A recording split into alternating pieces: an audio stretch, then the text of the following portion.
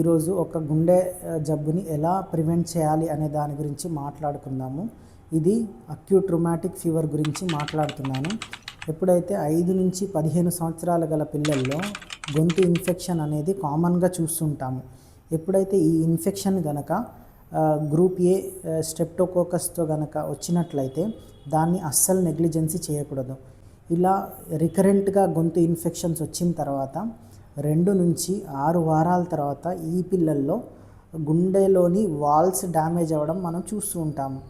దీన్ని వాల్వులైటిస్ అంటారు లేదా కార్డైటిస్ అంటారు.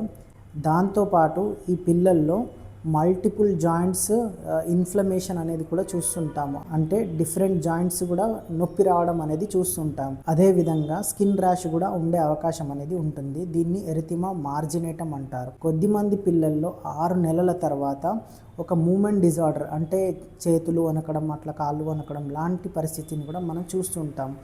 ఇలాంటి క్లినికల్ ఫీచర్స్తో మనం అక్యూట్ రుమాటిక్ ఫీవర్ని డయాగ్నోస్ చేస్తుంటాం. ఇలా రికరెంట్గా గొంతు ఇన్ఫెక్షన్ వస్తే మాత్రం మనం థ్రోట్ స్వాబ్ చేసుకొని అసలు కారణమైన బ్యాక్టీరియా ఏంటిదనేది తెలుసుకోవాల్సి ఉంటుంది. సో ఒక్క చిన్న బ్యాక్టీరియల్ ఇన్ఫెక్షన్ని మనం ట్రీట్మెంట్ ప్రాపర్గా తీసుకుంటే మాత్రం గుండె జబ్బు రాకుండా ప్రివెంట్ చేయవచ్చు. Thank you.